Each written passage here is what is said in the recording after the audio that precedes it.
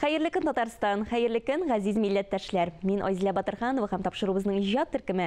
Һәр барчагызга күтәренке кәеф, уңышлы матур эш көне телибез. Халык белән тыгыз элемтәдә яшәп иҗат итүче әдип кем дип сораганда, күпләр бер тавыштан Фуат Садриев дип җавап бирер.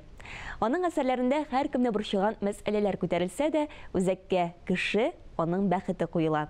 Татарстанның халык язучысы Абдулла Тукай исемендәге дәүләт премиясе лауреаты Фуат Садриев бүгенге замандашыбыз. Алдагы минутларда Фәннур Хәсәнов аның турыда әзерләгән тапшыруны карыйк. Аның әсәрләрен укысаң, яшәргә көч, рухи азык табарсың. Кемнең кем икәнен аңларга, кемнең кемлегенә карап аралашырга өйрәнерсең, дәрес алырсың. Фикереңне гади генә, аңлаешлы һәм үтемле итеп җиткерәсең килсә, Фуат Садриевка мөрәҗәгать ит. Аның чагыштырулары, җөмлә төзелеше, сүз сайланышы, фикер агышы һәр кемне өйрәтерлек, сабак алырлык. Язучы Мансур Вәли Барҗылы. Тукай безнең милли героебыз, батырыбыз.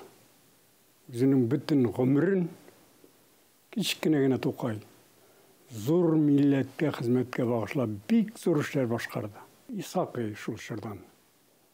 Менә ул татар милләтенең теге гасырлар буе хәл ителмәгән авыр җитди проблемаларын күтәрде. Шушларны хәл итү өчен көрәшергә тырышты. Көрәште. Язучының тормышта яшәүе, минемчә, шундый батырлыклар белән булырга тиеш. Замандаш тапшыруының бүгенге кунагы Татарстанның халык язучысы, прозаик, мәшһүр татар драматургы, Татарстанның атказанган сәнгать эшлеклесе, Татарстанның Габдулла Тукай исемендәге дәүләт бүләге лауреаты Фуат Миңләхмәт улы Садриев. Менә бүген алар кабызган шушы көрәш ялкын ничек соң менә безнең әдәбиятта ул сүнмәдеме дигән ул һәр вакыт уйландыра. Минемчә, татар әдәбияты үзенең урынында лаеклы элекке традицияларын дәвам итә. Әйтик, менә хәзер безнең өлкән бүген милләт тарихына кагылсак, Фәүзия Бәйрәмова искиткеч зур шал бара. Аның романнары ул татар милләтенең үз аңын күтәрү, аңа азатлык бирү, башка мәсьәләләр барысы да куелган. Айдар Хәлим, алар инде бергәләп ачлыклар хәтта игълан иттеләр. Милли мәсьәләләрдә безнең үз гомерен багышлаган Вахит Имамов. Аның белән замандашы бергә Факил Сафин саташып аткан таң биек тауның башларында кебек әсәрләре шулай милләт язмышы. Ринат Мөхәммәдиев. Салават күпере. Ул бит Солтангалиев шилек әле тиешенчә ачылмаган вакытта шушы милләт өчен көрәшкән кешене. Марсел Галиев әйдәүче язучыбыз. Ул бик югары фәлсәфи биеклектә эшли безнең. Аларга килеп кушылды безнең менә Рафис Корбан. 40 ел язды Алкин турында, Ильяс Алкин турында роман. Әле яшьләребез бар бит. Урта буын хатын-кызлар бик актив эшли. Әдәбият бүрлиме? Ара проблемалар куела. Милли мәсьәлә шулай итеп ул күптән килә торган әйберләр. Улар бик искен куела торган. Мин моны өчен милли мәсьәләне алдым.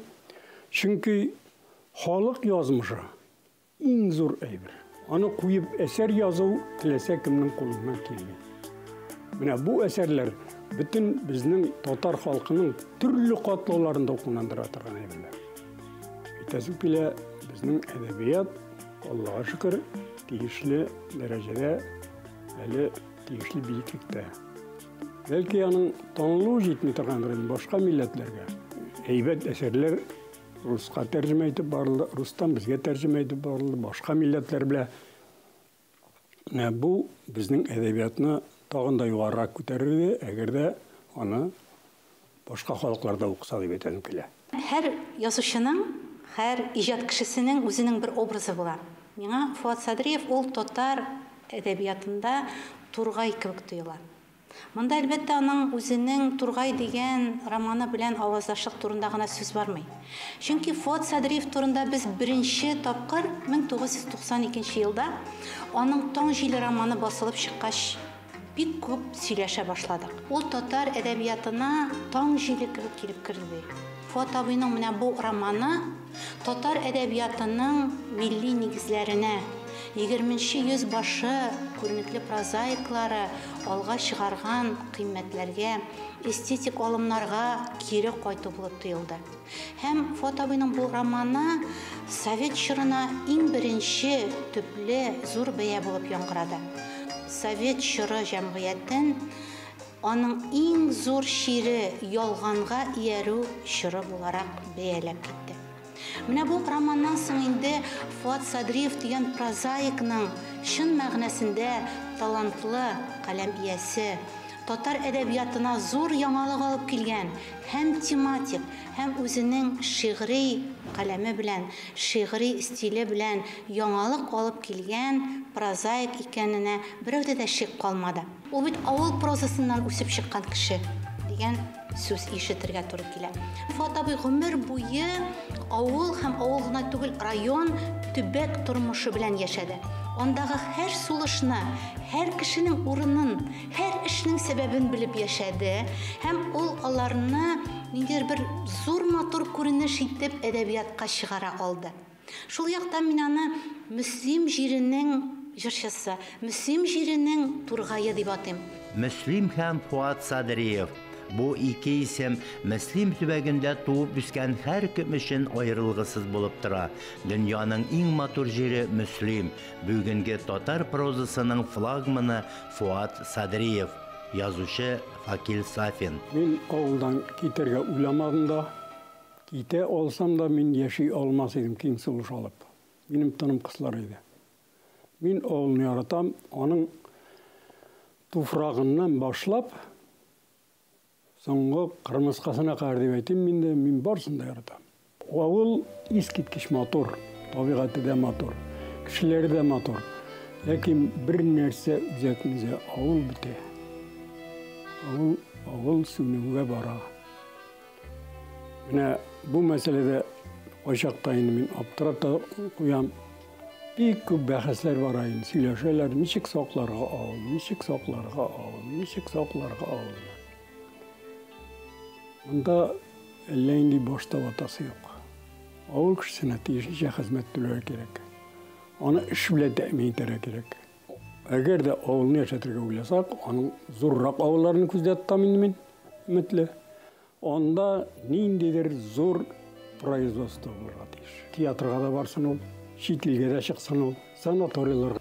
Гомумән авылны шәһәргә ниндидер юллар белән якынайту юлын эзләргә кирәк. Фуат Садриев киң укучыга прозаик буларак билгеле. Шул вакытта аның драма әсәрләре дә 20дән артып китә, һәм аларда автор күрәсең үзенең прозасында укучысына җиткереп бетерә алмаган. Шул вакытта сәхнә теле аша тамашачы белән сөйләшергә теләгән фикерләрен нәкъ пьесаларына салып бирә дип уйларга нигез бар. Ул үзе бу төргә сәхнә әдәбиятына 70нче елларда килә, һәм комедия жанрында үзенең шул вакытта кызыклы, уңышлы сәхнәләрдә барган әсәрләрен яза. Фуат абый иҗатына хас булган җырлык, телнең бөтен тирәнлегендә белү, юмор тудыру остасы һәм телебезне яхшы белү аша әлеге тел байлыгыннан файдаланып, көлкілі ситуация тудыру остасы буларак ачыла. Үз чорына бәя бирә. Рус халкының атаклы язучысы Михаил Шолохов гомер буена Дон буенда яшәп иҗат иткән. Фуат Садриев та Мөслимдә яшәп иҗат итә. Шолоховтан һич тә калышмыйча роман арты роман, повесть арты повесть биреп тора. Шагыйрь, мөдәррис әгълам. Авыл темасы белән әйләндереп алынган дисәгез дөрес була. Минем шәһәр темасына язылган повестларым беренче хикәям да бар, пьесам да бар. Бөтен хикмәт геройларда. Менә дөрес сорау бирдегез. Алар менә кешеләр. Аларның холыклары, аларның омтылышлары. Шушының өчен бит язучы, шушының өчен сәнгать яши. Булар барысы да кешенең холкын формалаштырырга ярдәм итә торган әйберләр. Характер, милли характер менә шуннан ясала. Ләкин ул микронлап кына җыела. Әгәр дә без көтсәк, Менә анда Фуат Садриф сөйләде, менә шул язучыларның миннән нәрсә ясалды икән? Андай бер юк. Ул дәврләр белән эшләнә, әкрен генә, күренмәй. Ул бүген нәтиҗә бирә торган әйбер түгел. Ул киләчәктә менә әкрен генә бара. Күренмәй, сизелмәй. Туган нигезгә якынлашып киләбез, Фуат абый. Әйе. Мин инде бала-чага тавышларын ишетәм. Безнең уйнаган тавышлар барсы да күз алдына килә. Менә шушында бит, шушы йортта, шушы нигездә минем кіндік ханым тамган жер. Бunda минем Назар бабам яшәгән, Садри баба яшәгән, әтием яшәгән. Әнкәй белән әби булган әле. Һәм безнең күп гомер шунда узды.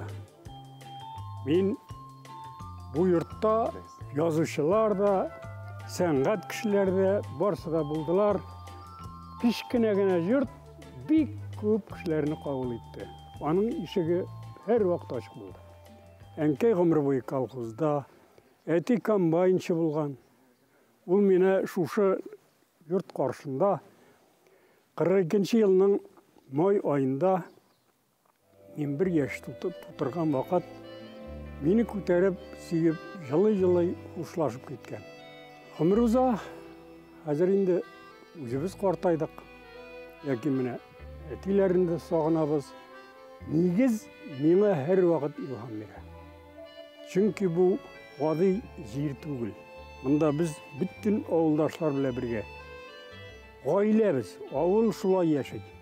Бары тик менә шушы иң бу иҗатка чыганак, көч бирүче, илһам бирүче шушы нигез, шушы авыл.